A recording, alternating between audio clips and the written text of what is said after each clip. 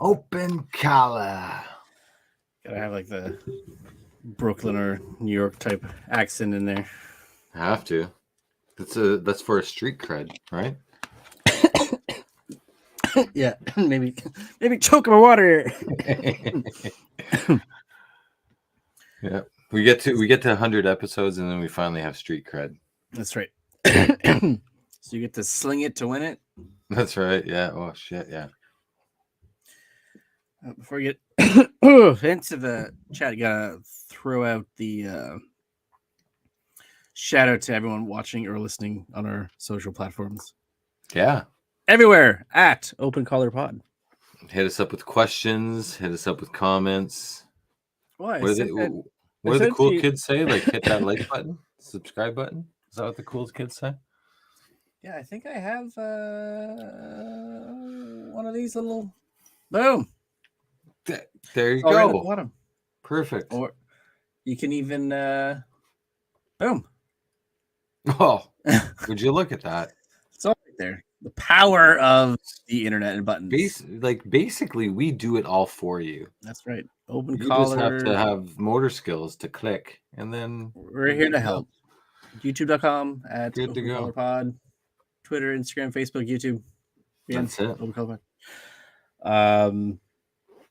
Yeah. So you, sir, are the one-armed wonder.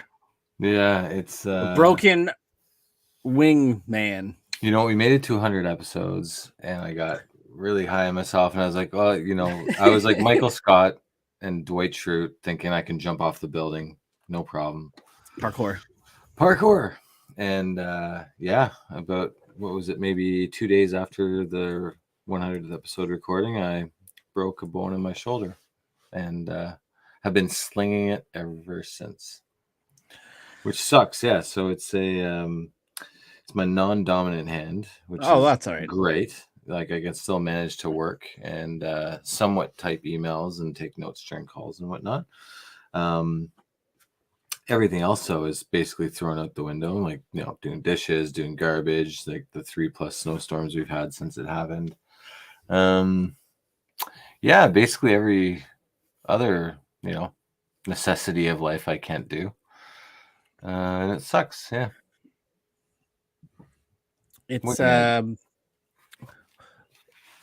pays to be ambidextrous in a way, but also it sucks. Yeah, because if you can use both, but then now you're limited to the one, mind you, dominated one. Yeah, it's I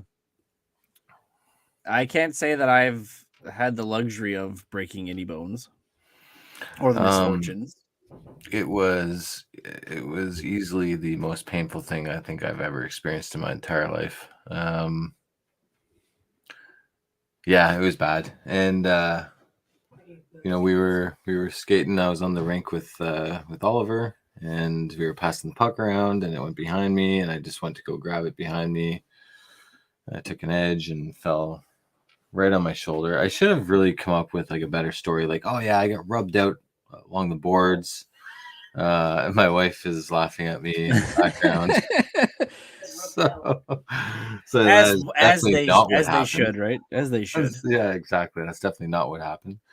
Can't drive for a month. That's awesome. Not really. You could though. Like you could. I could. Shouldn't. I shouldn't. It's one of those things. So when I went to the surgeons last Thursday or the Thursday before, I can't remember, to have him review the x-rays, and it was like, fine, you dodged a bullet, you don't have to have any surgery, which is great. And as I was putting my shirt back on and my strap, my sling back on, I went and I was like, so doc, do you think I can drive? And it was one of those situations where as soon as the words left your mouth, you were immediately regretting, like, why did I ask that question? Because I know exactly what the answer is going to be. And without skipping a beat, he's like, well, generally people need 2 hands to drive, so I'm going to go and wager that you probably shouldn't for... I was like, oh, yeah, that's exactly what I was thinking, but my mind didn't catch up to my words. So now, who are these 2-handed drivers? I know, honestly. Student drivers? 16-year-old drivers that are still with their instructors. Not me. Not me.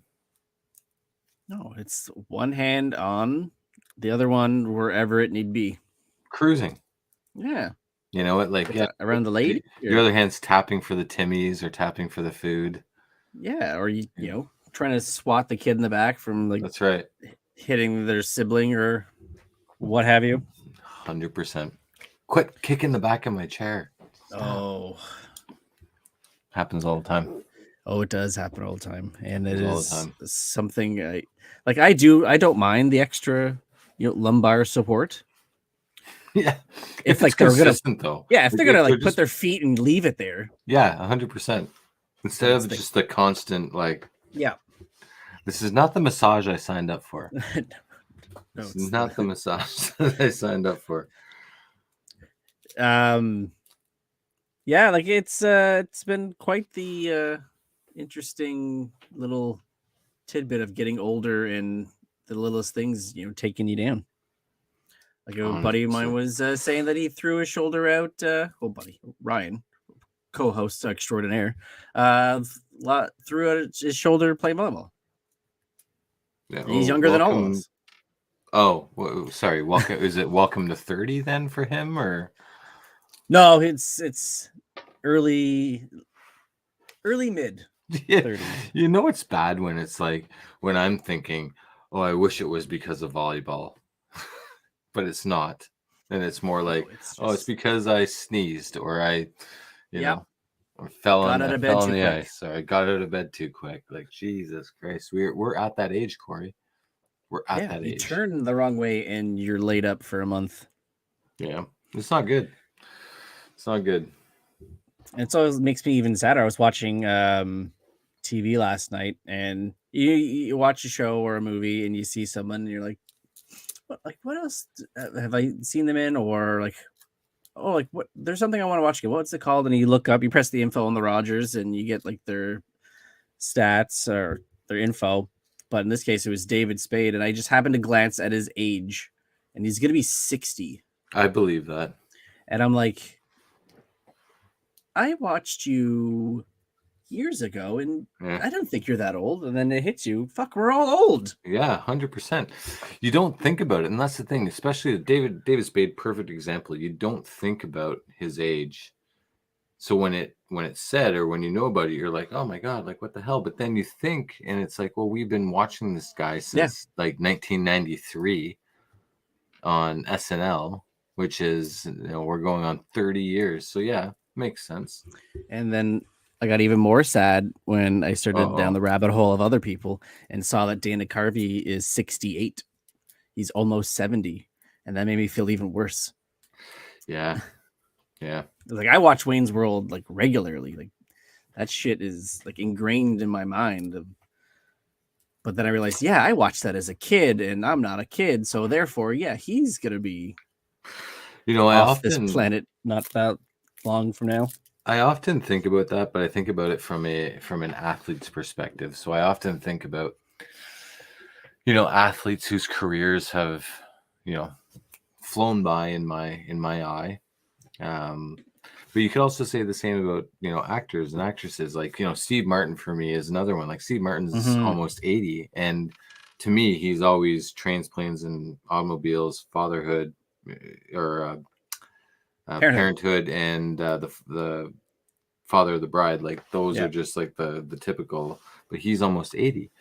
But then when you think about sports, like Peyton Manning he's the first one that comes to mind. Like I remember the day that he was drafted, and now his whole career has gone by, and he's been out of the league for 3-4 years now. And I feel like Sidney Crosby is also that other one where it's like, I remember Sid the Kid, he got drafted. He's the next thing since, Gretzky. And now he's the twilight of almost, his career. like he's on the back nine, like the far back nine of his career. So I guess the best for you for that analogy of watching the folks age and realizing they're up there, it would be like Ovechkin, because he got drafted, like the year before. He's like so gray and everything. Yeah. But he still got it. But he's still lighting it up. That's right. And Cries who with else? 2 For some reason, Sandra Bullock too. Like I remember watching her in Speed. Like it was yesterday, Great and then she movie. just continually, mind you, Botox and all of the work that goes in your face can prolong the facade of your appearance, I guess. But Great movie. Also, you gotta commend the studio. Who was it? Was that Fox? for Speed, Yeah, no Fox idea. or Warner Brothers. I don't know. For editing a line in that movie. That Dennis Hopper says, while clearly on camera, where you can see his mouth, and it doesn't line up. What does he say? I'm totally So like missing he this. has when he's talking to Keanu and he tells him he's gonna do whatever, but he's got to be back real fast. Like that's the line. But I guess in the original scripted line, he gives him a specific amount of time. And I guess they realized after it seemed relatively short amount of time for him to do what he needed to do. Yeah. So they just edited it to like a generic be here really fast, but you can see it doesn't line up at all. You got 10 minutes. Yeah, probably something stupid like that. I don't know what the actual scripted line was, but yes, so you better be back real fast, and his mouth doesn't match up. I remember seeing that's my parents took me to see that one. Is it the drive-in before they closed the one here in Ottawa? So that's like my only experience of drive-in, and it near was the Speed. airport.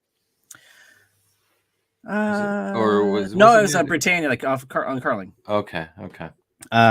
Yes, that's my only experience. I remember seeing it then, and I think that something's wrong, and then subsequent home video watching, and I notice it every time, and I always chuckle. And another movie where they cut out the scene, and we were talking about it recently, was Ace Ventura, when they're at the football stadium after the dolphin got kidnapped. Mm-hmm.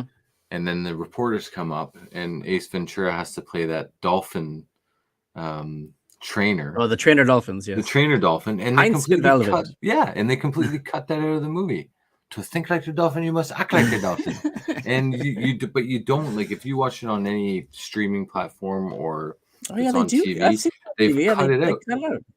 I wonder why. And I have no idea. I mean, I'm sure there's other things they could have dropped for pacing or time constraints. 100%. Like 100. Maybe when they walked into to his bedroom when they went to his parents' house, and it was all like knives and murders and whatnot. Maybe that's something you want to cut out, but I guess it's integral to the movie. But that came up. Yeah, I was just reading about it recently. I can't remember. Some site had a list of movies that haven't aged well, and that was on there. Mainly the transphobia of it all. Yeah, I still think it's pretty funny though. Oh yeah. I mean, it's like the controversy with Ben Stiller and. Did you see that he's been making the rounds? How he stands by Tropic Thunder? Yeah, you know what though? Good for him. And that's my point. Is like if you do not like the movie, if it offends you, don't watch it. Simple. And you know what? To further validate your point, not watching it, it was from like 15 years ago, 10, 15 years ago. So it's not like it's on commercials. It's not like it's on radio ads or whatever the case may be. Like it is old. Like you do not need to watch it.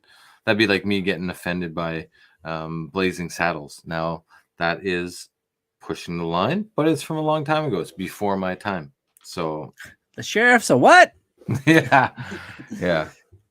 So like they said, like Tropic Thunder was what it was, and it was meant to be what it is, and that's why they stand by it. Like it was supposed to be offensive because that's what they were going for. They were showing 100% method acting and what the lengths actors go to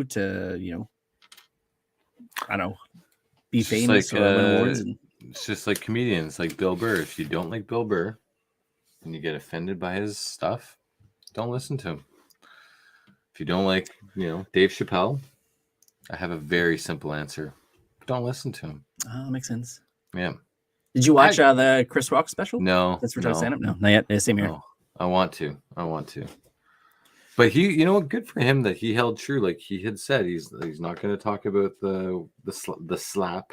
The slap of her around the world. Ready to it, and he tested out because they were even saying leading up to that special that he for months, had been going to clubs and testing out his material and Yeah. whatnot. So good for him. Like, he held his ground and he didn't Now, speak about was it he not speaking about it to make a buck. yeah, I was gonna say for monetary reasons. 100%. 100%. But Less about. I don't want to talk about it more. Like, I'm not going to talk about it until I can make my 2 bits. But he could have made money from it if he had written a memoir or done a podcast or whatever. Sat down with Oprah or something. Yeah. Whereas Will Smith was the exact opposite. He did it and he was like, "Oh shit, what did I just do? I was trying to pretend to be Serena and Venus's dad in real life, and that backfired." So anyway, Oscars. Which is this week, actually. It is this weekend. Yeah. Yes, sir. I do not intend on watching. Which is funny because this was like my jam before. Like, I used to watch movies like all the time. It was my Super Bowl was the Oscars. I was really into it. But now I don't care. So would you go and see the movies in the theaters before the Oscars so that it would be more meaningful for you when you were watching the Oscars, or? No, like I would just pay attention to them, and if they were out, I probably would have purchased them. But I wasn't like hitting the festivals or the the circuits and stuff, like actively seeking them out. But like things that looked interesting or something that I would have checked out, I'd watch and hope they win. Yeah, but, I have no idea. Like, I don't know who's nominated. I don't know who's going to win. Well, that's like the worst thing is, like, I think we've talked about it before. Years ago, there were mainstream movies that were getting nominated, movies that were making money, movies that people have seen. Adventures in Babysitting. I mean, exactly. But now, like half of them you probably never even heard of. Like, I heard of All Quiet on the Western Front. I didn't know they remade it. Yeah. See, I'm a bit of both. I'm on both sides with that. The indie awards, pretty much, because it's like those are the art house films are the ones that are getting nominated now, versus like a Saving Private Ryan or Return of the King or Pulp Fiction, Forrest Gump, like things like that. Yeah, I can see both sides from it. Like, on one hand, and I'm not a movie buff, and I don't pretend to be a movie buff, but part of me is like, well, it's great that they're, if this is truly the platform to award the winner of the best movie that's made, or the best director that made a movie, or the best actor, then you should broaden your horizons, not to just what's in Hollywood, and include those indies and whatnot. Like, if it's truly about the content, then that's what should matter. So I get that side of it, but then on the other side of it, is it too much to that side now? I think so. And so that's kind of what I. And then you have the controversies, like Oscars so white, and then now Oscars so like male because no female directors got nominated. So it's like you can't pick the best; you have to make sure everybody's represented, and that again also takes away from the idea of these are the best 100%. People. Yeah, it's not the best movie, but it covers all of the bases.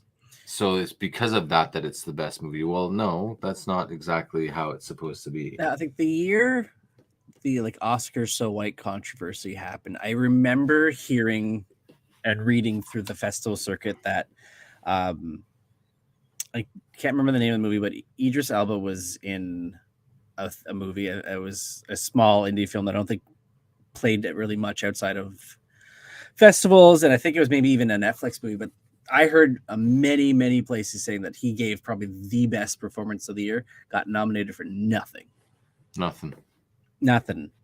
So like based on that, you gotta go, well, maybe there is some sort of conspiracy or racism bias or whatever. Yeah. So then you get called out on, and then next year they flip the script, and then now they're just doing it because of what happened last year. So damned if you do, damned if you don't. Or it's just a shitty industry that can never win. I saw. I heard. I didn't see on the radio. I heard on the radio that they were making like a crisis team, and I think that's what pissed me off. Yes. Because when I heard it, I was just like, "What the fuck is Oscars going crisis team. Yeah, you got to an avoid the Oscars slaps. crisis team about slaps?" And I'm thinking to myself, like, "Are you kidding me? Like, No. you're making a crisis team about this when clearly in the back of your mind you kind of want this to happen again for ratings, but you're pretending that you don't want it to happen. And when you're pretending that you don't want it to happen, you're going like well above to say it's a crisis. Like, listen, a crisis is what's going on in Ukraine. A crisis is what's going on in other parts of the world. This is not a crisis. Like some guy getting slapped on stage on live TV is not a crisis. So don't pretend it is. Yeah, it's privilege at its finest is what it is. It's like pisses me off. So yeah, I'll watch it. For the crisis. Yeah, for the crisis. That's right. Making sure shit's happening. Yeah. Anyway, yeah, I honestly, like I've said this before, but I can't help but feel like Will Smith did that because he was trying to portray the father, like King Richard, for that movie that he was nominated for last year. Like I feel like he was trying to personify him and the honor of my wife and slap. Like come on, you've been in Hollywood for this long. It was weird, you know, like you can take a joke, when it's like we all reviewed the tape and we saw like him laughing prior to like when Chris is doing his thing, and then next thing maybe if I slap him, it'll help me win an award. Well, it did. Yeah, anyway. They were in the backstage crossing out names. Well, he slapped her, so I guess we gotta give it to him. That's right. We're gonna cross off Bobcat Galbraith and Will Smith, and I don't know if Bobcat would have been nominated for it, but no. Yeah, you never know. That's right. He was amazing in Police Academy. He was amazing in Police Academy. Scrooge too. Oh, and Scrooge, yeah. He was like Bob Cratchit, right? I don't think you know who you're dealing with. It's a pretty good Bobcat. Oh. All right, let's talk about some geeky news because we got to keep it geeky. So that's my thing. I had the week. We gotta. You get the rest of it. Did you see this bit of news about Mark Ruffalo's and his Hulk? About maybe we might finally get movies again, solo Hulk movies. The rumor around Hollywood is that Disney could potentially give up their stake in Hulu to get the rights to do Hulk movies. Specifically, World War Hulk. I'm so confused. What does Hulu have to do with anything? So Disney owns the rights to the character. Okay. And that he can show up in anything that Marvel does. Universal owns the distribution rights of any theatrical release for the Hulk as a solo project. Disney owns Hulu, majority shares, and Universal and I think Comcast has also shares in it. So they would give over, I guess, controlling interest to Comcast Universal in order to get the distribution rights for Hulk back. It's the one character they don't fully own. Oh my god, it's just so like that gave me a headache. I think Namor too. Universal has the rights to for solo. That gave me a headache. Copyrights. That's a young looking Mark Ruffalo too. I'll add on the side. Well, I didn't make the graphic. I just found it. I just found it. That's right. It would be amazing if they were able to retrieve the rights, I guess, for World War Hulk. Problem is that Ragnarok was kind of like World War Hulk. I was going to say, not also, quite. From what they've done with the Hulk since Ruffalo took over, do most people care? Because I find with each one, he's gotten softer and softer and more of a caricature of what you want Hulk to be, especially with She-Hulk. 100%. It became more about Ruffalo than it did about the Hulk. Yeah. Yeah. And with Smart Hulk. Yeah. Um, I I think this is just further proof that, like, listen, Marvel, like, you've got to kind of make up for all of, your bankruptcy decisions from the 90s where you were selling off rights to all these characters back then to make a buck so that you wouldn't go under. Now Mhm. you just got to, now that you're owned by Disney, just get them all back and let's just keep this shit out of the news. Get all the rights to the characters back. We've, what was it with, Fox, I think Fox, and like there's just all these other characters that they recently had reacquired so that they have the properties to make the movies with. Mhm. Just do what it takes, do what it takes to get the characters back, and then you can now have your cohesive. Not that Kevin Feige cares about, cohesiveness with movies at this point, but get all the rights to the characters and make the movies that you want. But for Hulk, I've never really been like a huge Hulk fan, but the World War Hulk was easily my favorite story for that character. So if they can do something like that and make it its own trilogy and maybe plop that movie or that trilogy in between these two goalposts for the MCU, yeah, I'd be up for that. I remember when the Eric Bana Hulk came out. I was Yeah. working at my short stint at Blockbuster here in Canada, and one of the guys I was working with was into comics too, and he left that movie enjoying it. And then when we were discussing it, he was talking about how people were complaining, and he said, like, "What more do you want from the Hulk? He's not an exciting character. His whole shtick is like what we had with the Rage. TV show, is trying to keep his rage in check. So if it like that's what he does, like he's boring. He's a guy who can't control his rage, and that's what he wants to do most of all is keep it all in check. So when you're watching a movie of a guy trying not to freak out, that's the character. Like that's what you were gonna get. And Yeah, you're now, cheering for that slip up.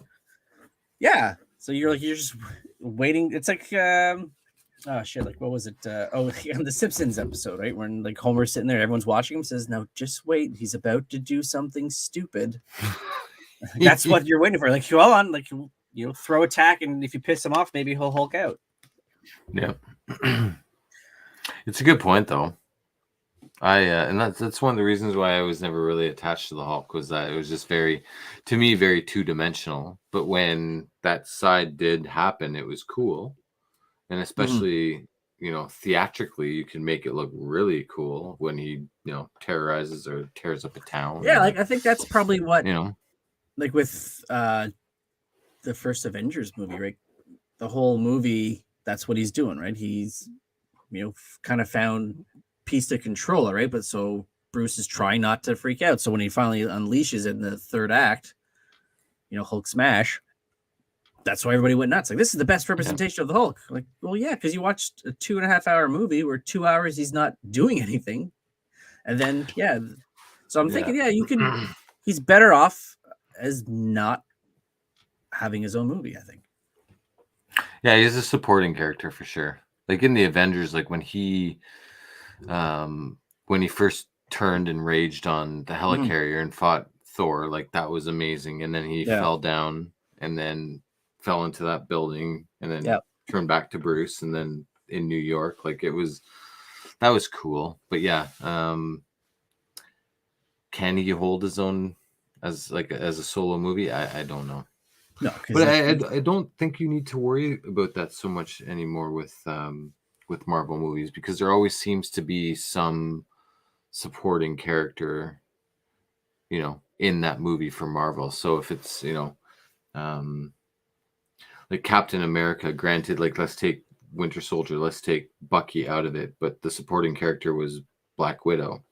She came in. Ant-Man, you had Falcon that showed up, albeit briefly. But you have they've now built up the ability to have the solo character, but then some other character will come in even if it's for a little bit, like Homecoming, Iron Man showed up for a little bit for Spider-Man. You have examples. That was going to be my question when we plowed through this. Do you think that's the way that Marvel should go? Is maybe not tell one cohesive story, but have each film franchise run its own course with eventual Avengers where everybody gets together, but have characters just show up intermittently? Yeah, I think they should, but are they too far down the rabbit hole where they can? I think you can rein get it in away. Now. I think you can that. pull back. I think you can pull it back. You could, because I think just use Moon Knight as an example. Like that thing doesn't connect to anything. Yeah, right now. But if they're going off of the material that's in the books, I mean, you really only have maybe 5 to 10 crossover event level stories that you could use as your next big overarching story. But if each overarching story is going to take 5 years to do, you don't want it to be 25 years or whatever into making it. So I think right. Maybe that is the way to go. Is you just you've now introduced this world where anything's possible, any character interaction is possible. You just have your focus on the one, introduce another, and maybe you just have this big overarching story, and then some characters come in and support it, and yeah. I'll make one. I'm going to start my own movie studio. I'm doing it. Well, before I go into Bob Iger's comments about Marvel today, I was just going to say the thing that I enjoy now is I'll watch on my streaming at home. I have all my movies in collections. So I watched the Rocky movies start to finish, including the Creeds. Right, I watched the Rush Hour trilogy, Die Hard. But the part that I find a little bit frustrating is I can't watch a trilogy of movies in the Marvel Cinematic Universe that will tell a story over 3 movies without having to dive into something else. You can watch Iron Man and Iron Man 2, fine. But the third one, I have to watch this other stuff. I watch Spider-Man. I can't watch Far From Home without watching all the movies in between because there's stuff in those in that story that you'll not know if you haven't seen them. I can watch Guardians 1 and 2, but not in the third one. If I didn't watch Endgame, I'm not gonna know. I was gonna say Guardians 1 and 2 would be the one property that you could do it with as closely as possible. I could say anyway. Black Panther and Wakanda Forever, you can kind of do it too. Yeah, because Chadwick we know in real life passed away, and T'Challa dies off screen, but there's really no Captain America maybe. 1 and 2 at least, Winter Soldier. 1 and 2, because then the third one, who are these? Who's this Wanda person? On your right. No, it was on my left last movie. What the fuck? Damn it. So like I said, you have to watch all 26, 27 movies for the whole story. But at what point is it they've gone down that road and they can't pull back? They have built. Because the TV's involved in it too. It has been 15 years of setting the precedence of post-credit or credit scenes, post-movie scenes, of building the bigger picture. 15 years, that's not a small amount of time, right? That's a commitment. That's a commitment. And so for you to scale back, they would have they run the risk of making that decision. We're going to scale back. We're going to do more focus on one character at a time, one property at a time, and just keep it very, succinct to that character. But they run the risk severely of people being like, what the fuck? Why wasn't there a, end credit scene or mid credit scene of, Secret Wars or whatever? They've now pigeonholed themselves. So funny you say all that, because this is what Bob Iger said today. He says we have to look at Marvel is not necessarily the volume of Marvel storytelling, but how many times we go back to the well on certain characters. 100%. So do we need a Thor 5? Do we need Well, we're gonna get a fourth Captain America. Mm-hmm. It's like we're not going back for another Iron Man. We're getting another Spider-Man. We're getting another Doctor Strange. Probably not going to get another Ant-Man. No, but it's about like, yeah, it's and that's where the challenge is for Marvel, right? Like They need the next big hero, right? Like while they're doing all of these stories, like they hit a home run with Iron Man, and they turned a B level character into the A plus plus level character for a decade. Yeah, he's up there now with like you probably say you go to kids, who's like the best superhero? You're gonna get a Batman, you're gonna get 100%. A Superman, you're gonna get Iron Man, you're gonna get Iron Man, Spider-Man. I would even argue Captain. that Iron Man would probably surpass Captain America from Marvel's perspective. But I reread Bendis's New Avengers, the first volume, and this was before 2008. It was 2005, so it was before Iron Man came out, and the voices were just completely different. Like Iron Man in that run was more of like a background character. Like he was just the guy that provided the tech. He wasn't the guy that, like, he was even broke at the time, so he didn't even finance the whole team. But then you look at Robert Downey Jr. and what he turned that character into. Which is so funny, because isn't that like in the second Avengers? There's like a little there's a line, I think was it Maria Hill says like something to him like, "Okay, boss," and then Tony basically says like, "I'm not the boss," and says like, "Steve's running it. I just pay for everything." Yeah. To the point. Yeah. But but we will perceive RDJ as the one that like is running the show. I think and they tried to do that too with, like, I feel anyway, like they tried to make Doctor Strange the next Iron Man. Yeah. So like when they knew that their time was running out with RDJ, they're okay, well, let's take Benedict and make him the new Iron Man and make him very much the same character in terms of like the arrogance, the look, even with the goatee and stuff. Yeah, very much the confidence. Yeah, I mean, I think that the second Doctor Strange movie, The Multiverse of Madness, I think fell flat on his face. This just in. Oh God. Yeah, this just in. But yeah, they'll just like they need to. They're eventually going to get to the point where they're going to run out of these characters that they can make as the anchor for the overall story. So they just need to, let's just take a character. Let's just take Blade, and this is a vampire, and let's just run with it and make a trilogy. And then if he pops up in another movie afterwards, fantastic. Yeah, because I think really at this point now, some of the stuff that they haven't brought out, it's more or less probably not top tier caliber in terms of like the character, but like just use Ghost Rider as an example. Visually, he'll be kick ass with what you can do if they spend the money on CGI. But like Johnny Blaze is not that nothing to write home about. They tried it already with 2 movies. Yeah. If it's kind of a if you know, but does if you know translate to box office dollars? I don't think it does. Oh, it's just like the devil's involved there, and death, and coming back, and taking people's souls, and does that play in 2023? Well, it's funny. I was thinking when I was talking about different characters that you can just do own storylines with. I was reminded about John Bernthal. John, what's his name? John Bernthal. Bernthal. Boom! That was gonna be the next thing. Oh, coming back. John Bernthal coming back. Which I think is born great. Again. But then I was immediately reminded of a gripe that you had, which is all I can now think about.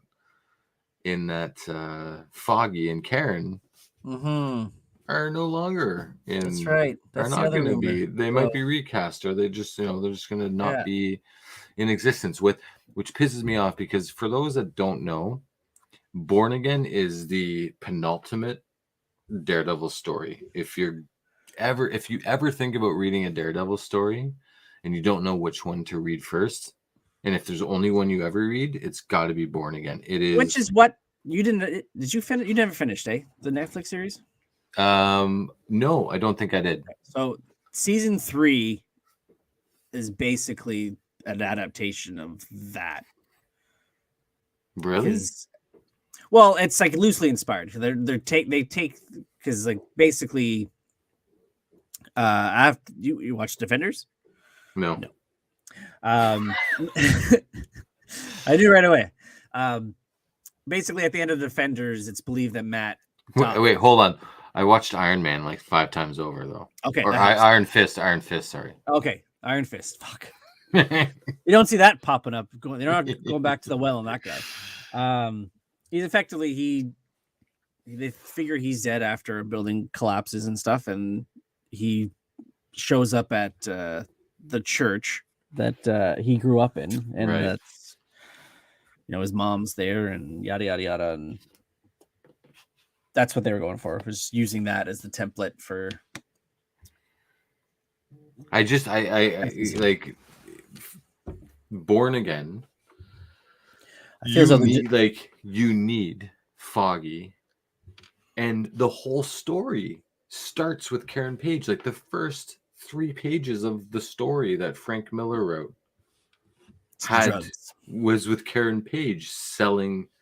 Spoiler alert, but this is how the whole story starts: is that Karen Page is a junkie and she sells Daredevil's name to a cartel guy in Mexico, who then filters it all the way back to Kingpin, who then just systematically tears down his entire life.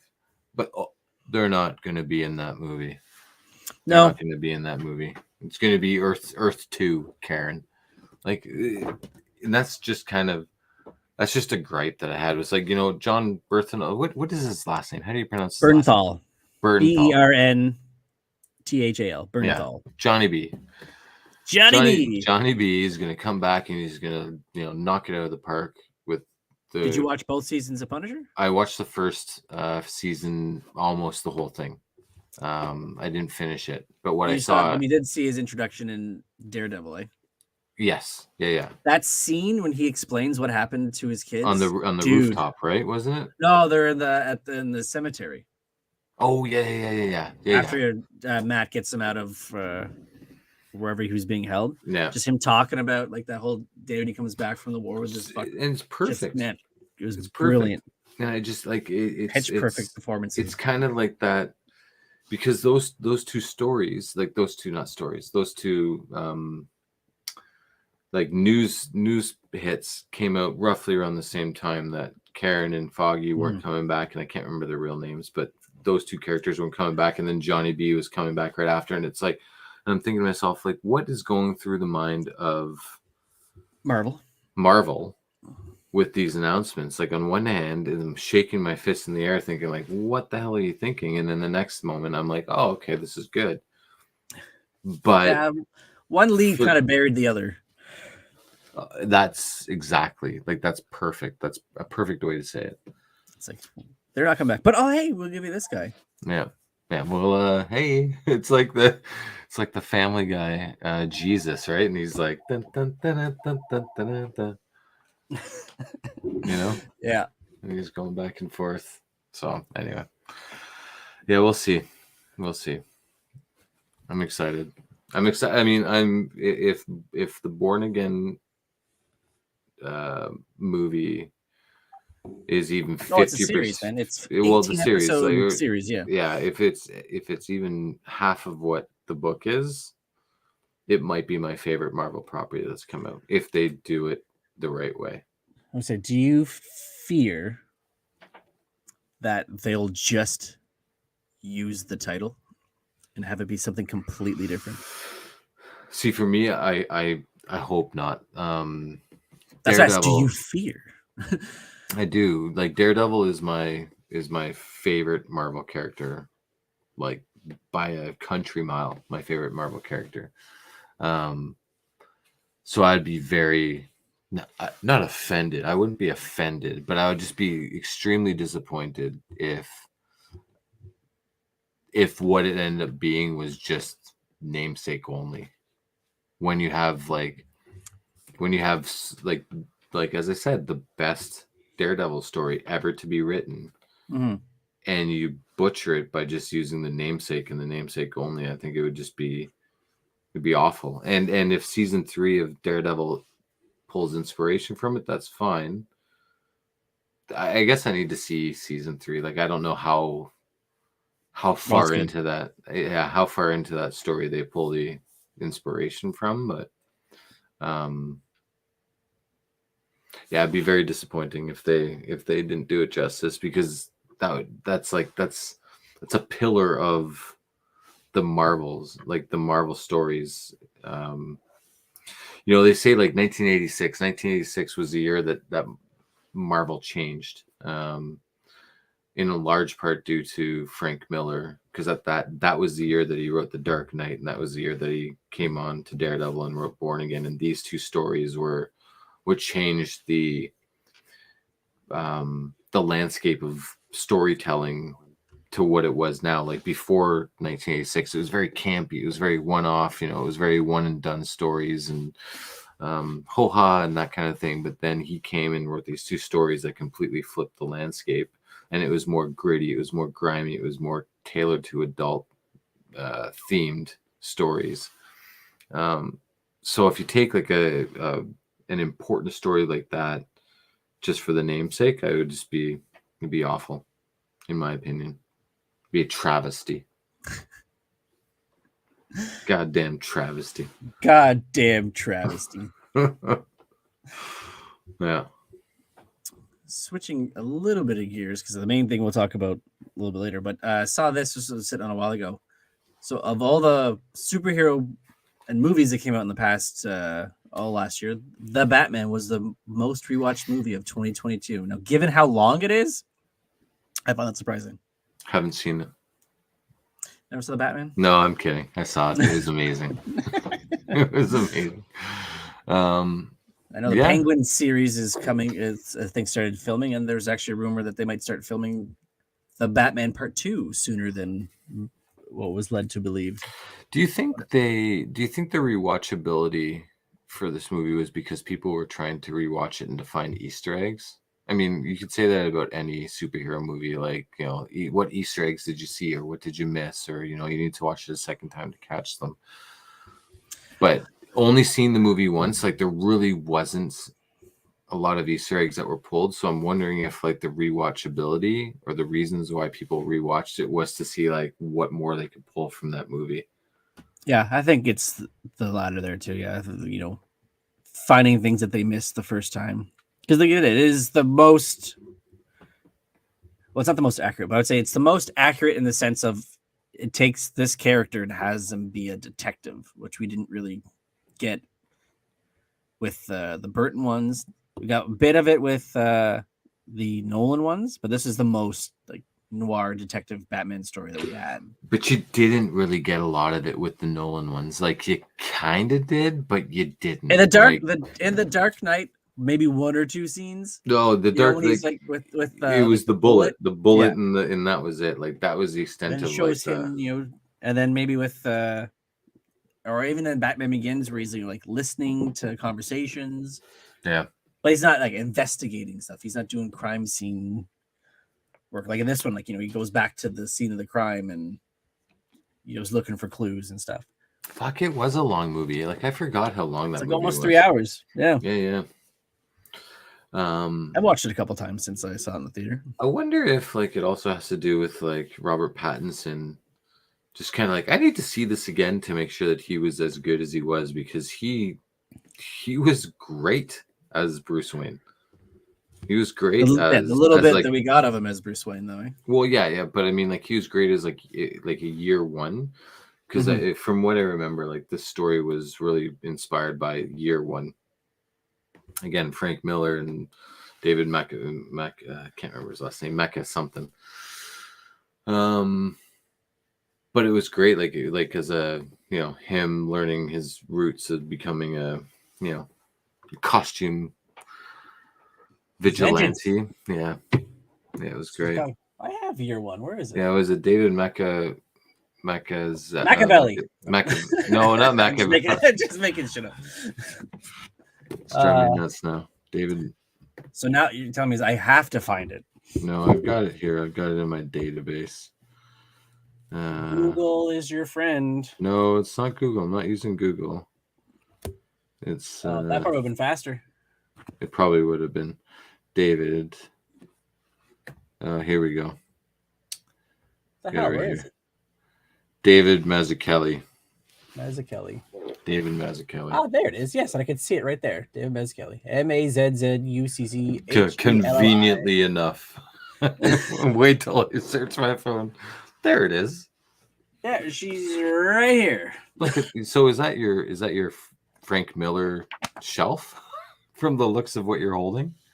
No. Yeah, Sin City's in my other hand. I didn't even notice it. No, it's just that they happen to be the smaller. Yeah, that's true. Of the books. No, I got Long Halloween. That's Jeff Loeb. Who drew that though? Who drew Long Halloween? Was that Tim Sale? Tim Sale. Yeah. Tim Sale. God damn, he was great. He's great. Also have Spider-Man Blue here as well. Oh, that was good.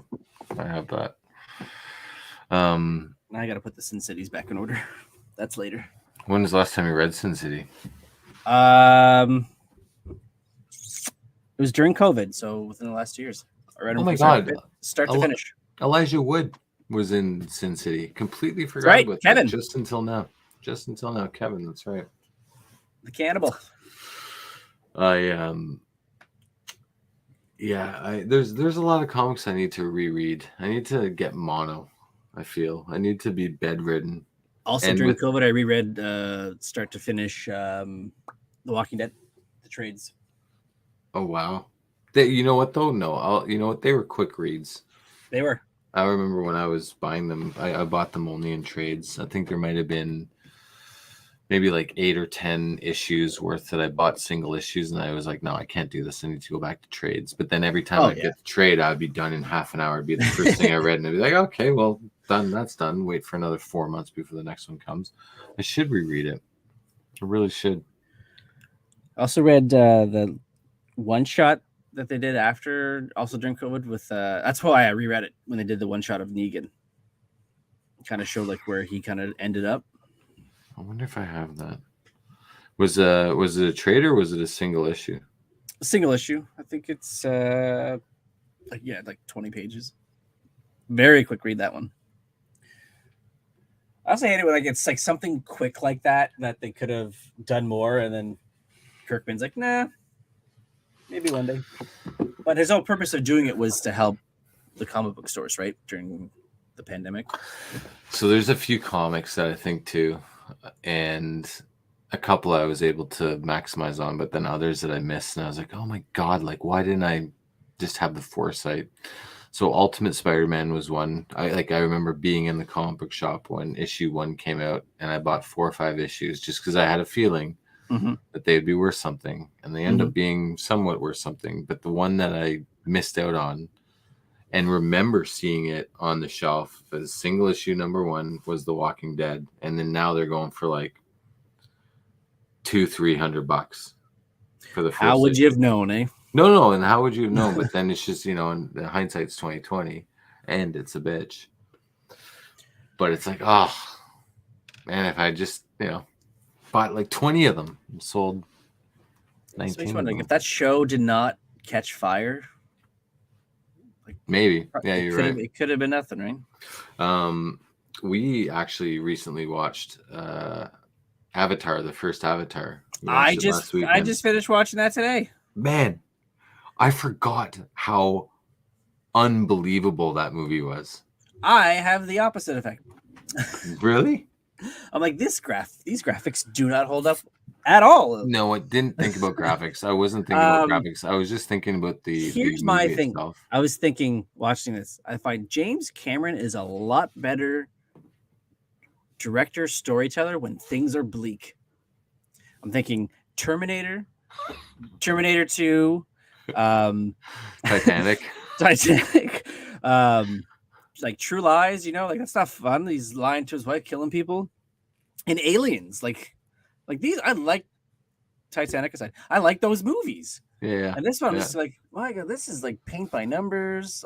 Part of me, especially during the fight sequences, I'm like, I feel like I'm just watching a video game more so than watching like a Transformers or Marvel. Because like I can't remember the bad guy's name, the military guy. He's just so jarhead.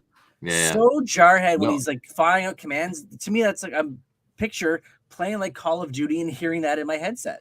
Dude, you know who he reminded me of? It was do you remember that movie where it was like the toy figures and it was like the army guys versus the toy soldiers? And he was like that's who he reminded Chip me Hazard, of. the Tommy Lee Jones character. Yeah. Is that what it was? Yeah. Yeah. But I loved the movie. And granted, I had not seen it since it came out. Did not remember anything. It's my first rewatch. But yeah, you bring up a good point. Like if it's not bleak, then he's not at his best. But by and large, it was a good movie. Like there was a few gripes that I had watching it. Like, is it the fact that the thing they can't obtain is called unattainium? Unattainium, yeah. And like, also, of course that's what he's gonna call it. Yeah. That's just shitty writing.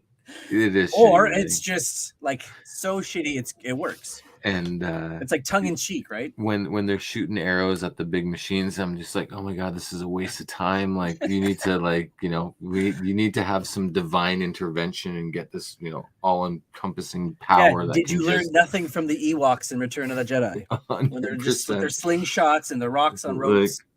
Like what do you try and take out AT-ATs? Yeah, you're slinging mud at the window. Like, oh, we might blind them because they might not see where they're shooting. Go for the left anchor. Like, no. Yeah. Like, it's done. So there's a few parts, but it's got me. Now I want to see the second one. Yeah, it's Disney Plus end of this month. For free? I think so. Okay, well then, perfect. I don't think they do Premiere Access anymore since they're. Have you seen it? No. Okay, we'll need to do a review of it then, because Avatar 1 is fresh in my mind. We'll watch the second one. Was it Jake Sully? Jake Sully is. Jake Sully. Is he part of the second one? I guess they're like talking about. Yeah, I guess him having his family. Very Jake Sully because he's a Na'vi, right? Yeah. Anyway, I enjoyed it. To me, that too also just rings odd. Like, you can just become these like fake beings now. These fake beings, you can just become them. I just love too, like when like he wakes up, right, and his avatar just drops wherever the fuck it is. Yeah, and it's just laying there fine. And they always find where he is, like the last part of the third act of the movie when they bring the canister. The forest is on fire. Everything around him's like burnt down, but his fucking body's just chilling. Yeah, just there. I forgot that who's the main, not the bad guy, but the contractor, he was in Friends, Roberto. Giovanni. Yeah, completely forgot he was in the movie. Yeah, as I'm watching him going, I should watch Ted again. That's just like I need to watch Ted again because of Giovanni. I was thinking Friends, but yeah, Ted would work too. Frank Jr. Yeah, it was good. All right, let's take a look here at what you've been wanting to talk about that I have seen now. Nice. And like Avatar, we're both on different wavelengths here. So Ant-Man and the Wasp, Quantumania. I liked it. I did not. Oh, I can't wait to hear your thoughts on this. Not at all. I found nothing enjoyable about this. Really? Nothing? Nothing, man. I could not get into it at all. Okay. So I will defer to you, sir. I'll start off with my biggest gripe, and it's I think I've said it to you, and it's not limited to Marvel. I am fucking tired of these nanotech out of nowhere helmets showing up, and it made even less sense when Janet was talking, like giving her a little exposition, which 90% of the movie is fucking exposition. Little flashback to when she was locked in the quantum realm. That tech didn't exist then. Her suit didn't have that then. But her helmet should have. That's as I think it's established that all this nanotech came from Tony after he made the nano suit in Infinity War.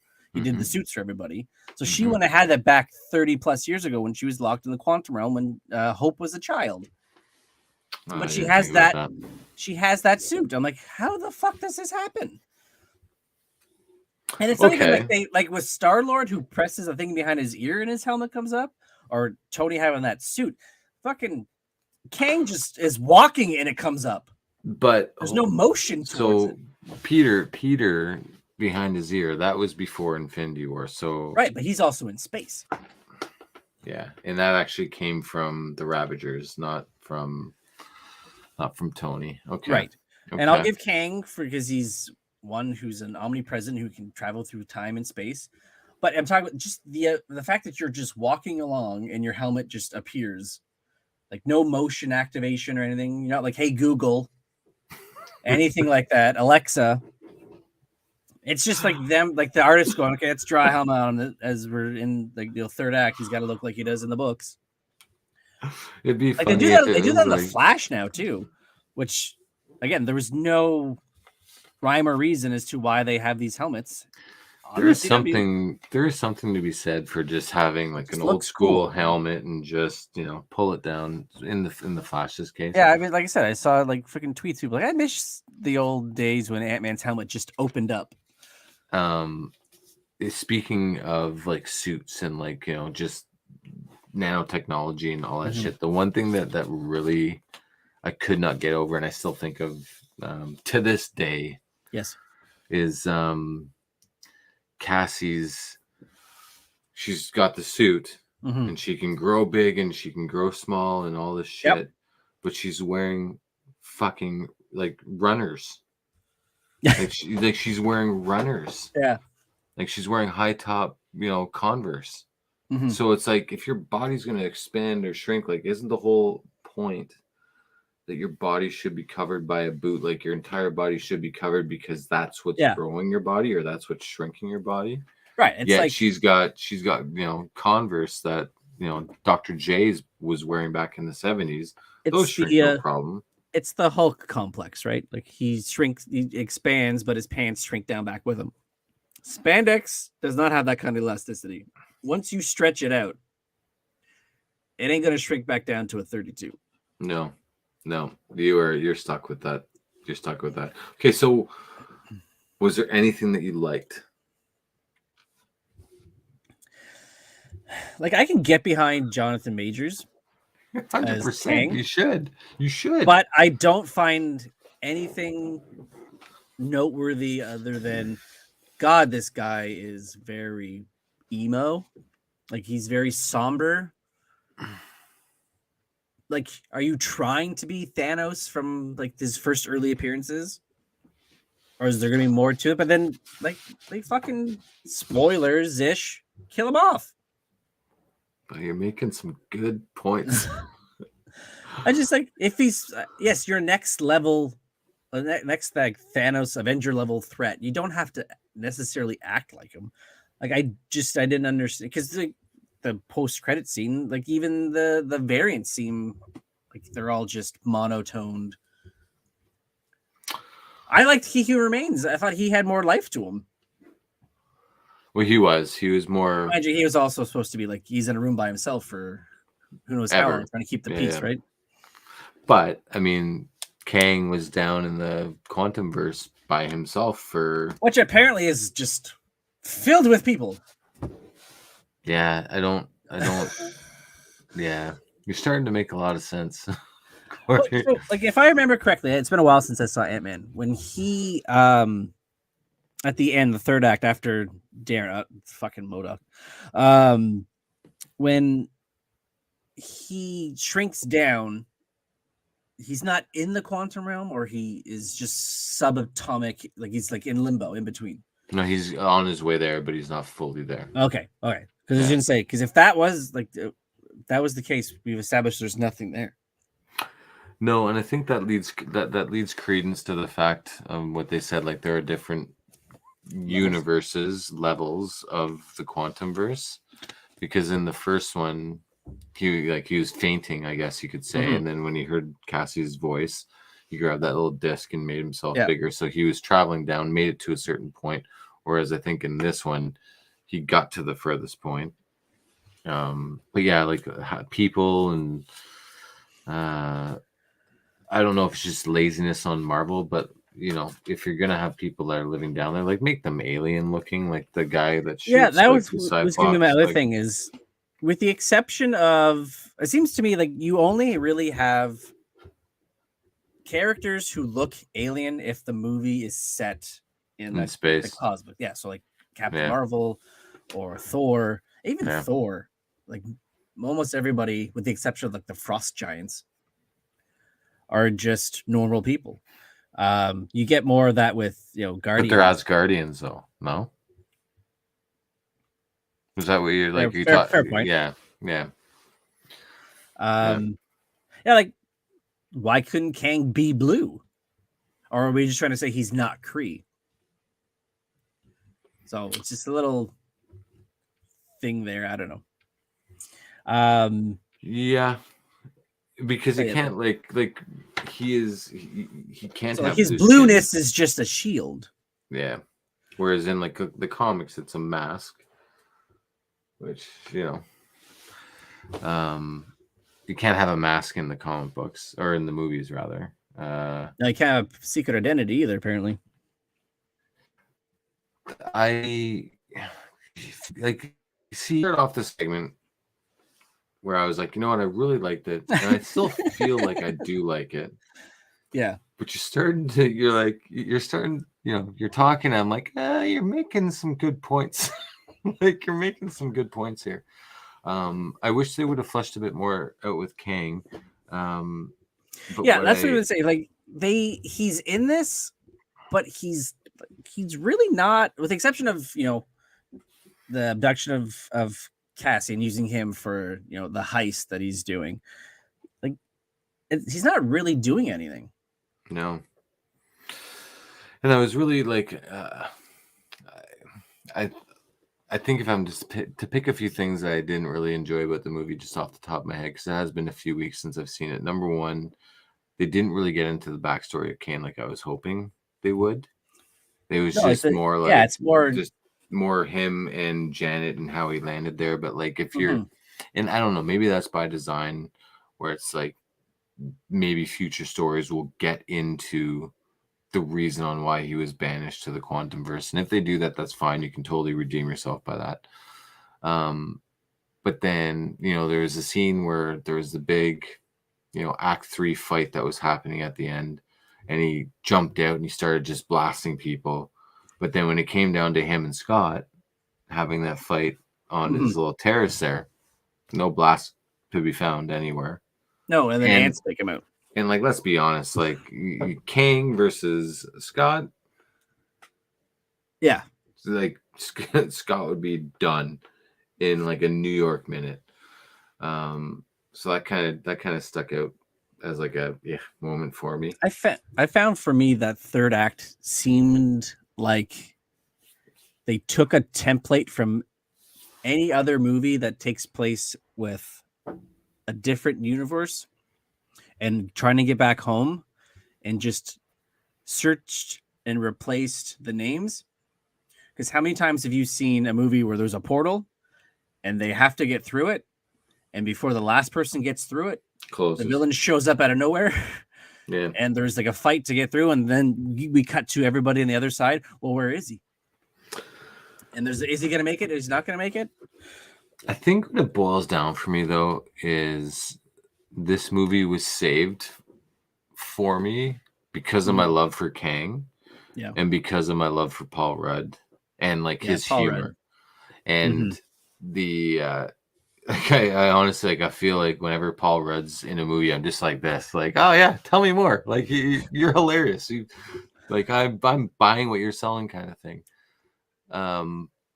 But at the sake of the movie, and so if I really took a step back and I was like, what, like, whoa, Oh God. that was Grogu fell. that was Ant-Man pushing pushing Grogu down. The universe does not like me shitting on this movie. But yeah, like I came out of it loving it because I love Kang. I think he was awesome. I love Paul Rudd and the humor side of it. But then yeah, like as you start to think about it, you can poke holes in the movie a lot easily. But then that being said, isn't that the isn't that the case with every Marvel movie? Like if you truly start to poke holes, how good does it last and for how long? I think if you don't have to overthink about it to poke the holes, you're in good shape. But if you can just look at it and start to see the wires, yeah. I think I'm just, you know what, I'm gonna give it a pass, given that it's the first movie of Phase 5. I'm gonna see what happens. I'm gonna see what happens with Guardians of the Galaxy, and if I don't see any lineage between the two going towards the Kang Dynasty, then I might have to pause and be like, okay, what's going on here? Like I had, maybe it's also the expectations with this one that I had.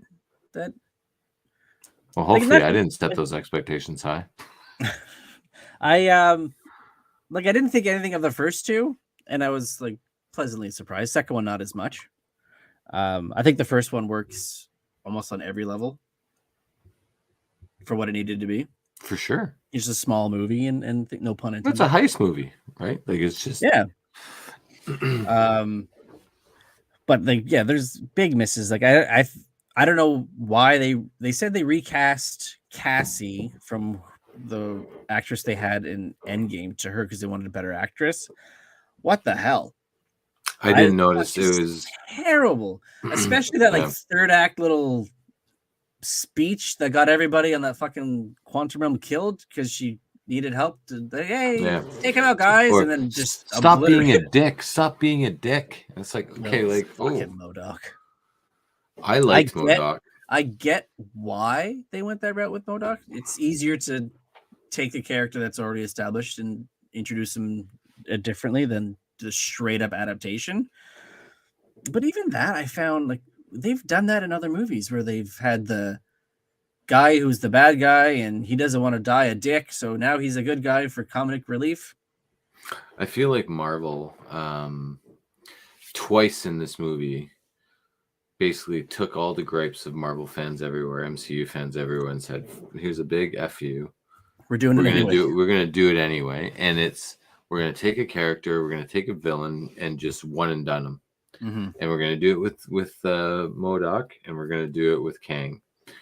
And I was really like, I was holding out hope that some way, shape, or form MODOK would have been able to make it back to, Earth, and he would have started AIM, and then that could have been its own little section, and maybe that could have been a part of the Thunderbolts pocket, when they have their movie. AIM was going to exist. Yeah. Well, like they did in Iron Man 3, but like an actual AIM. For sure. But I was already like future playing it in my mind when I was watching. I was like, oh, he's going to make it back to Earth, and he's going to start AIM, or he's going to build it up, and then it's going to be Thunderbolts, and then that's going to be that whole movie, and like that's perfect. I was like, perfect, done, sorted.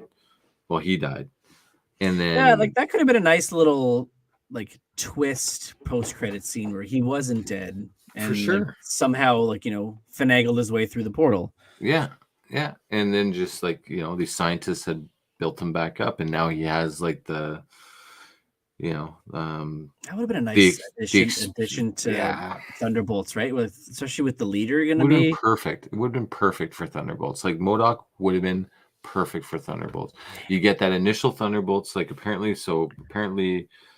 Captain America New World Order is going to be involving the Thunderbolts, both of them going, I think I sent it to you, both of them going there. They found adamantium, and that's going to be like what they're both searching for. But then that would have been like MODOK would have been perfect as a part 2 for Thunderbolts as the main villain. And then when Kang at the end of the movie, when he got sucked in or whatever, destroyed, like right away I was like, oh fuck, Corey, I can't wait. He's gonna have a field day.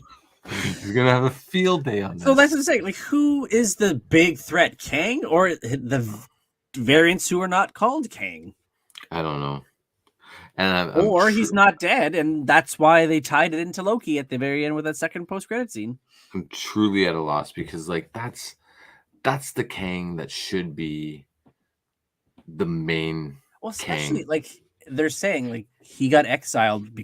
The other ones are like afraid of him, so that's who needs to be around. But if he's dead, then the fucking Coliseum full of Kangs is what we're supposed to be afraid of. Unless they're smart enough to weave the way out of it and say like time and space, and this is how no body, no death. That's how they look at it, right? Yeah. Anyway, I'm gonna wait to see what happens with Guardians of the Galaxy 3 and see if there's any continuation. But with all the issues that that we talked about, it was amazing to see Kang on the live screen, and Paul Rudd was as funny as ever with Ant-Man. So I'll give it a grading scale. I'll give it like a, if I was a professor, I'd be like, here's a B+, but come see me after class kind of thing. We have notes. I have some notes to go over. That's right. I wonder what like the ultimate end game is for Hank Pym and Janet. Like they just seem to be. I thought he was going to die. Like it just seemed like extra luggage. I will say this though, that ending where not what do you call it, end cap, or to tie it into the beginning where he's strutting and with his little monologue. When he starts to freak out, I thought if they would have ended it with that, like when he's like, "Oh, is he dead?" And he said, "I was like, if he doesn't get out, like people are gonna die. Is that what's gonna happen?" If they would have do credits with that, to me, that would have made it a better movie. Mm-hmm. You talking about that would have been how like just before the restaurant, he's walking around and he's thinking to himself like, "Oh, like hey, I beat him, but did I?" Oh, I see. Yeah. And like not have the restaurant scene just ended with him thinking that, and it's like, oh my god, I just kill a bunch of people, and then credits. That would have been a bold move, and to me, that would have may have saved the movie. So what was that all about? Like, was that him just questioning, overthinking Kang? Yeah. But then, like, what happened? I remember it's almost being kind of like he was the audience in that moment. But I remember him being in the movie, like in the restaurant. Yeah, that's after, because he's like, oh well, I'm pretty sure he won, and then like and they show up in the restaurant. So he's just like self-doubt, I guess. Yeah. Okay. Because to me, that would have rang just like the audience. Like, well, did he die? We didn't see him die. And then credits. Like, oh yeah, then see, Marvel's with us. They know, like, we're questioning it too if he's gone. To me, that honestly, like Marvel, if you do that, then you start getting these fan theories, and then Marvel can just cherry pick, like, oh, that's a good one. Let's incorporate that into the story. And like that one lucky winner will be like, Reddit user will be like, it was me. Chat GPTing it up. That's right. Exactly. Keep it geeky. Don't end it there. No, we're not. But you said Chat GPT. Yeah. Like, I liked Bill Murray. That helped. Did you? Yeah, it was. I mean, nice to see him show up in something different. But then one and done. He's a goddamn treasure, Bill Murray. But I felt like that it was kind of pointless. Like a lot of it was. Yeah. There's a lot of driving around, talking. Yeah. I also didn't care for the there was like infinite possibilities storm or whatever that they're in, where he's like duplicates himself, and then they all band together because Cassie. I'm like, okay, we get it, dude. Much. You love your kid. I love my kids too. Yeah. I don't need a movie to tell me. That's right. Yeah. And then Hope comes in, and there's like a Yeah, and she million has like fires no coming. problems with it whatsoever. Yeah, I'm controlling this. Yeah, like it's and then like the But then radioing. also like when Cassie and Hank were farting around with the little vessel that obviously it brought them down there. Like this is obviously going on 5 years, I'd say at least. Like where was Janet? Like explaining like the dangers of going down. Like I just think I don't know. Like I said, you start to poke holes in it, then you might be in a never-ending Well, that's the other loop. thing. Like, if you want to start poking holes here, like how long were they down there? Because as we know from Scott being in there between Infinity War and Endgame, he says like he was down there for 5 minutes, but it's been 5 years. So if they had 2 hours the runtime of a movie, how long were they in the quantum realm for? 25 years at least. Yeah. You know, Cap's back. He comes back. Cap's an old man. Yeah. Yeah. And where was that? It's you know what it is? It's just on par. It's on par with the Eternals and the Celestial Island that's in the middle of the ocean. No one talks about it. No one talks about it. I read somewhere that one of these things that's coming out was supposed to reference it, but I no, don't remember. it was the Captain America New World Order. Oh yes, that's the one where that's where the adamantium is going to be found, is in that celestial island, which is like, let's just go back to Guardians of the Galaxy and nowhere, and they're mining a celestial head. Like, let's just recycle that, and it's on Earth now. Anyway, I buy that. You know what? Sure, just whatever gets the mutants in the MCU and gives us a fresh, like almost like a reset. Like, can we just focus on mutants for a bit, and all of the different mutants that there are and different stories, and let's get that going. Yeah, I buy that. Hugh Jackman's apparently eating 8,000 calories a day to that poor son of a bitch. Man. But he's getting paid, so. Yeah, but isn't he's like 84 years old? He's like Christian Bale, where like they go through these like fluxes and waves of like, I built like a shipwreck house and now I'm 60 pounds and then I'm gonna do something else, and that can't be good for your body. Well, it's not. And as I'm here with a broken shoulder. Have you tried not doing anything? Yes, a lot of times. Yeah, like if you look at Bale, he seems like he's aged more than he should have because of the up and down fluctuation. Can you believe that Batman Begins is 2 years away from being 20 years old? I don't want to. I told you I was depressed about Spade. I was watching it. 05, it was on TV. 05. I was watching it on TV like a week or so ago. I was like, oh my God, like we are 2 years away from that being 2 decades old. 2 decades old. You know, you can tell that it's going to be 20 years old. One of the TV spots used Nickelback. That's how you know it's old. Yeah. Nickelback was the shit. Well, it shits, yes. Yeah. No. I mean, I'm saying that facetiously. It is shitty. Facetiously. And now they're fucking coming back. Do it. Why not? No. We thought we were done with them. No. It's like the Godfather. Once you thought you're out, they pulled you back in. That's pull us back in.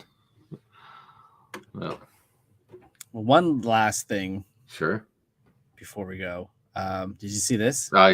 Yes.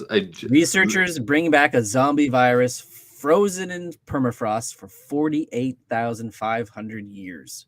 What is the point? Fuck are they doing? What is the point? There is still a pandemic level threat out there ish. Depends on your political affiliations. I saw a comment on that article, and one of the comments was like, were we not in a lockdown long enough that you have to do this? Like, are you going to lock us down even longer? Like, if you have a virus now living that predates us, that's a problem.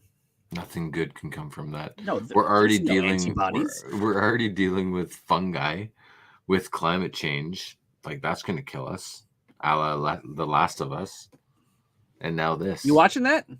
No, Ugh. I can't. I'm too much of a pussy. Like I can't do it. Oh, it's I good, can't do man. it. I told you, it's not. It's less zombies, more gets you in the feels. Yeah. So this zombie virus is that it replicates the cells. What was it that it was that it replicates the cells of whatever it infects, right? I think it's something like that, which is So why it's a zombie. you're telling me that this virus is basically the alien from The Thing. Could be. Makes sense. Could be. It was stuck in the frozen permafrost. ice. Yeah. It was stuck in permafrost. My God, just from, you know what, not a long time ago, just 48,500 years ago. Just what are you doing? You know, like a few decades ago, like if my sons want to be a scientist when they grow up, like for sure, like, you know, I'll push them to do what they want to do, and, you know, like make the best of their life, and, like, you know, make, you know, great strides for humankind. And they'd come to me like, Dad, I just unearthed a virus that's almost 50,000 years old. How cool is that? I'd be like, you out. Like, put it back. Put it back. I cannot believe that. No, it's awful. Absolutely awful. Just because you can play God. It's basically the line from Jurassic World, right? You know, 100. You know what it's going to be? It's going to be Norman from Seinfeld in Jurassic Park, where he's, you know, carrying the something stupid's going to happen. Like someone's going to trip over something holding a hot coffee, and it's going to spill out the virus everywhere. And then someone's going to sneeze, and then it's going to be caught in their hoodie pocket, and they're going to take it out to the hotel that they're staying at, and then it's going to spread. Yeah, like it's just going to be the map, like at the end of the Rise of the Planet of the Apes, where it's just showing the virus going over just everywhere, all because of what? Like, and my question is, like, could you not have just kept it frozen, been like, here it is, like, look at what we found. We found it. We're not going to do anything with it, but we found it. No, let's crack it open and see how it ticks. Hey, let's see how it ticks. They have to do something, because damn it. Why the hell not, right? You know, it's stories like this that make me happy that I'm not going to be around for another 50 years, or in 50 years time, I should say. God damn, that's awful. And on that note, that's why you just cry. Oh, honestly, what are we doing? Like, we still haven't found out officially where the last virus we're dealing with came from, but we know where this one came from. What are you talking about? The China flu? Yes, that's right. Yeah, didn't it come from a lab in China? God, like, it's one of those things, right? It's a coronavirus in Wuhan, where there's a lab called the Wuhan Coronavirus Research Facility or something like that. Yeah. Have you too obvious? Have you been watching SNL the last few weeks? No, sir. So James Austin Johnson, who does the wicked impression of Donald Trump, was at the end a couple of weeks ago with an impression, and it was spot on. Like, you got to try and record it if you can, or just watch the. We have on demand. Yeah. Is it on demand? Now I can show clips on here. We'll get cease and desist again. That's right. Sorry, we're talking about Saturday, or Sunday afternoon taped. Yeah, that's right. That's right. Sunday afternoon recording. That's right. Hey? SAR. You know what I'm talking about. Anyway. I'm on the trolley. Picking up what you're putting down. All right, man. I think that's open caller for this week. It's good. It was a bit delayed, but, we're back, back to regular. When you're on the mend, you got to take care of yourself. Your body's a temple. I sent you an Instagram video of fails, and we should talk offline about incorporating that somehow and doing a weekly or monthly fail review and just seeing where things went wrong. Yes, They were I'm good. all about the fails. They were good. That and kids getting hurt. Of course. Not my kids. Yeah. Other people's kids. Other kids. It's like the wife likes watching the news when there's like an ice storm or something, when they show the people slipping and falling. It's a perfect texture. Too close to home. That's one of the most iconic videos ever. It's the perfect texture for running. Have you seen that video? Yeah. You flipped that one to me too. Cory. I'm going to tell you right now. It's you know what? See, I don't watch movies, and maybe you don't see the videos. This one, it's a news reporter interviewing this couple that's jogging. Mm-hmm. I'm not even gonna say it. I'm just gonna send it to you. I feel this almost sounds like it's they spoofed it on Family Guy, where there's a guy who's like out. They interview. It's a news reporter interviewing a guy out in the hurricane on a bicycle. And he says like it's a great way to stay in shape. How recent? Oh, it's a number of years old. Okay. Well, I'm gonna send this to you. And that's what this show, 101 episodes, is coming into, of us talking about stuff I'm gonna send. We're not actually gonna talk or anything record anymore. We're gonna send each other messages. Just do this. Hey. It's basically real life, right? Oh man. Sit on the couch and message the person sitting next to you. That's it. I don't have my outro, but I'm just going to say keep it geeky. Keep it geeky. Oh, yeah. Love it.